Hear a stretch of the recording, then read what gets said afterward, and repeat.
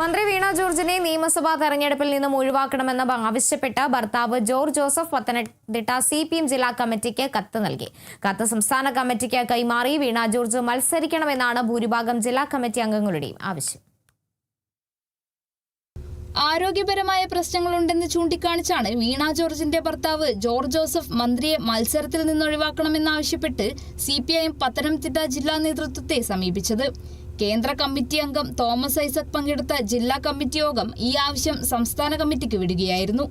മന്ത്രി സംസ്ഥാന കമ്മിറ്റിയിലെ പ്രത്യേക ക്ഷണിതാവായതുകൊണ്ട് തീരുമാനം സംസ്ഥാന കമ്മിറ്റി എടുക്കട്ടെ എന്ന നിലപാടിലാണ് ജില്ലാ നേതൃത്വം. മുഖ്യമന്ത്രി ഉൾപ്പെടെ പങ്കെടുത്ത ജില്ലാ കമ്മിറ്റി യോഗത്തിൽ വെച്ചാണ് വീണ ജോർജിനെ ആറന്മുളയിൽ തന്നെ വീണ്ടും മത്സരിപ്പിക്കാൻ തീരുമാനിച്ചത്. കോൺഗ്രസിൽ നിന്നും മന്ത്രി വീണ ജോർജാണ് സീറ്റ് പിടിച്ചെടുത്തത്. മൂന്നാം തവണയും വിജയപ്രതീക്ഷയിലാണ് പാർട്ടി നേതൃത്വം. ചില സംസ്ഥാന സമിതി നേതാക്കളോടും ജില്ലാ കമ്മിറ്റി നേതാക്കളോടും ഈ ആവശ്യം മന്ത്രിയുടെ ഭർത്താവ് ഉന്നയിച്ചിട്ടുണ്ട്. ഓർത്തഡോക്സ് സഭയുടെ മുൻ സഭാ സെക്രട്ടറിയാണ് ജോർജ് ജോസഫ്.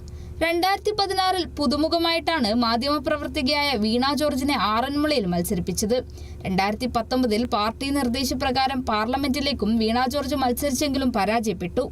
അടുത്ത സംസ്ഥാന സമിതി യോഗത്തിൽ വീണ ജോർജിന്റെ ഭർത്താവിന്റെ ആവശ്യം ചർച്ച ചെയ്യുമെന്നാണ് പുറത്തുവരുന്ന വിവരങ്ങൾ. KSU പ്രതിഷേധത്തെ തുടർന്നുണ്ടായ പരിക്കും ആരോഗ്യത്തെ ബാധിച്ചിട്ടുണ്ടെന്നാണ് വീണ ജോർജുമായി അടുത്ത ബന്ധമുള്ള പാർട്ടി നേതാക്കൾ പറയുന്നത്. News desk, Kerala vision news.